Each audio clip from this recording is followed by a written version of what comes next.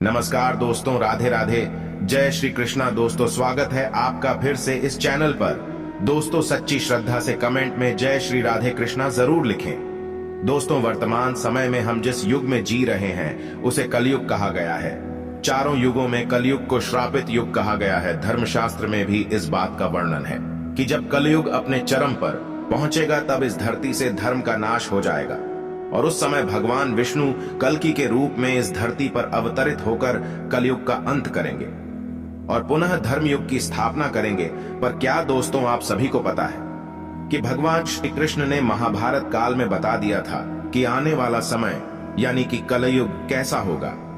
इतना ही नहीं, भगवान श्री कृष्ण ने कलयुग के 5 कड़वे सत्य भी बताए थे जो आज देखने को मिल रहे हैं। वह कौन से हैं 5 कड़वे सत्य? दोस्तों यदि आप भी जानना चाहते हैं तो इस वीडियो के एंड तक बने रहेगा और अगर अब तक इस चैनल को सब्सक्राइब नहीं किया है तो चैनल को सब्सक्राइब करके बेल आइकन को प्रेस कर लीजिए। तो चलिए बिना टाइम वेस्ट किए शुरू करते हैं। दोस्तों महाभारत काल में जब पांडव युद्ध क्रीड़ा में अपना सब कुछ गवा देते हैं तब उन्हें वनवास जाना पड़ता है। वनवास जाने से पहले भगवान श्री कृष्ण से मिलते हैं और कहते हैं, हे भगवान, युद्ध क्रीड़ा में सब कुछ गवा देने के बाद हम 5 भाई द्रौपदी के साथ वनवास जा रहे हैं, लेकिन जाने से पहले हम यह जानना चाहते हैं कि आने वाला युग कलयुग कैसा होगा। उस समय के मनुष्य कैसे होंगे, लोगों के विचार कैसे होंगे और मोक्ष की प्राप्ति कैसे होगी। पांडवों के मुख से यह सारी बातें सुनकर भगवान श्री कृष्ण थोड़ी देर सोच विचार करते हैं और फिर पांडवों से कहते हैं, पहले आप सभी वन जाइए और वन में जो भी आपको जो कुछ भी दिखे वह आकर मुझे बताइए, तब मैं आप सभी को इन प्रश्नों का जवाब दूंगा। अब भगवान श्री कृष्ण के कहे अनुसार 5 भाई वन में चले गए और वन में जो कुछ भी उन्हें दिखाई दिया उसे देखकर वह हैरान हो गए। उन्हें अपनी आंखों पर विश्वास नहीं हो रहा था। कुछ समय बिताने के बाद वह सभी भगवान श्री कृष्ण के पास लौटते हैं, लेकिन इस बार पांडवों के मस्तक पर सिकंदा और वे किसी उलझन में पड़े नजर आ रहे थे। जब भगवान श्री कृष्ण ने उनकी ऐसी दशा देखी तो उनसे रहा नहीं गया और भगवान श्री कृष्ण ने कहा, आप सभी किस सोच विचार में मग्न हैं, हमें बताएं, अगर संभव होगा तो हम उसका समाधान अवश्य करेंगे। भगवान श्री कृष्ण के मुख से यह बात सुनकर पांडुपुत्र युधिष्ठिर ने हाथ जोड़कर उनसे कहा कि है माधव, हमारी शंका उन दृश्यों को लेकर है जो हमने वन में देखा। उनकी कल्पना हमने कभी सपने में भी नहीं की थी। तभी भगवान श्री कृष्ण कहते हैं कि आप सभी एक एक करके मुझे विस्तार से बताइए कि आपने वन में क्या देखा। इसमें सबसे पहले युधिष्ठिर कहते हैं, हे द्वारका नरेश, हम सभी 5 भाई वन में अलग अलग दिशाओं में भ्रमण के लिए निकल गए थे। जब मैं अकेला वन में भ्रमण रहा था तब मैंने 2 सूंड वाले हाथी को देखा। अब आप मेरी इस शंका को दूर कीजिए कि भला एक एक हाथी के 2 सूंड कैसे हो सकते हैं। अब अर्जुन की बारी होती है। अर्जुन बताते हैं कि उन्होंने एक ऐसे पक्षी को देखा जिसके पंखों पर वेद की रचनाएं लिखी हुई थीं और वह मुर्दे का मांस खा रहा था। अर्जुन के बाद भीम बताते हैं कि उन्होंने वन में एक ऐसी गाय को देखा जिसने अपने बछड़े को जन्म के बाद चाट रही थी कि उसके शरीर से खून आने लगता है। इसे देखकर मैं हैरान रह गया कि कोई माता अपने बच्चों के साथ ऐसा कैसे कर सकती है।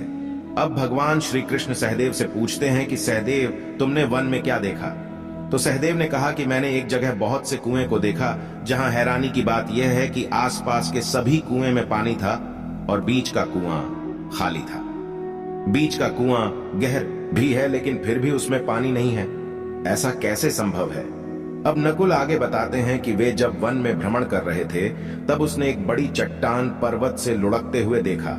वह चट्टान कितनी ही बड़े वृक्षों और सिलावों से टकराती है, लेकिन उसे कोई रोक नहीं पाता और अंत में एक छोटे से वृक्ष के स्पर्श से वह चट्टान रुक जाती है।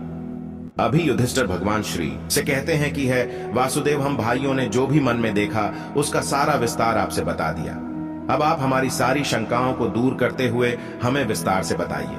तब भगवान श्री कृष्ण ने युधिष्ठिर से कहते हैं कि धर्मराज, जैसा कि आपने बताया कि आप 2 सूंड वाले हाथी को देखकर हैरान में पड़ गए हैं, लेकिन इसमें हैरानी की बात नहीं है, क्योंकि कलयुग में ऐसे व्यक्ति ही राज करेंगे जो बोलेंगे कुछ और करेंगे कुछ और। उनके मन में कुछ और, कर्म में कुछ और होगा। यह लोग शोषण करने का एक भी मौका हाथ से जाने नहीं देंगे। यह बस अपने ही हित की बात सोचेंगे। अब भगवान श्री कृष्ण अर्जुन से कहते हैं कि है पांडुपुत्र अर्जुन, तुमने वन में एक ऐसे पक्षी को देखा जिसके पंख पर वेद की रचनाएं लिखी हुई थीं और वह मुर्दे का मांस खा रहा था। लेकिन इसका मतलब यही है कि कलयुग में ऐसे ही लोग होंगे जो कहने को तो विद्वान ज्ञानी पुरुष कहलाएंगे, किंतु इनका आचरण राक्षसी होगा। उनके मन में यही होगा कि जल्दी किसी की मृत्यु हो और उसकी संपत्ति के मालिक खुद बन जाए।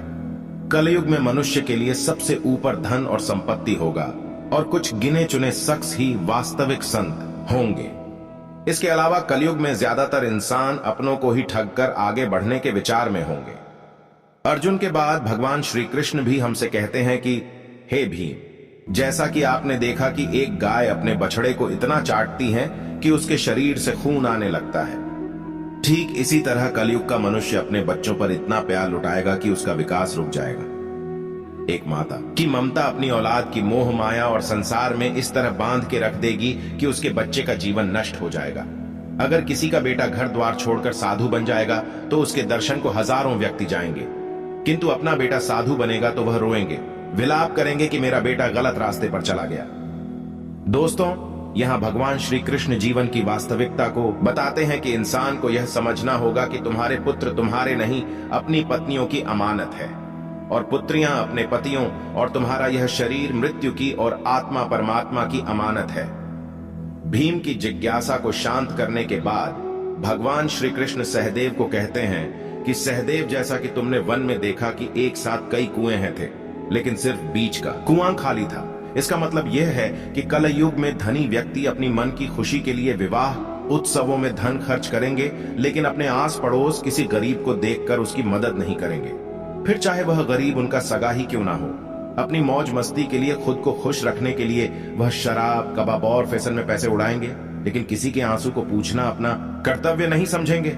कलयुग में अन्न तो होगा और धनी लोग उसका उपभोग करेंगे, लेकिन गरीब व्यक्ति एक एक दाने के लिए तरसेंगे और ऐसे ही मर जाएंगे।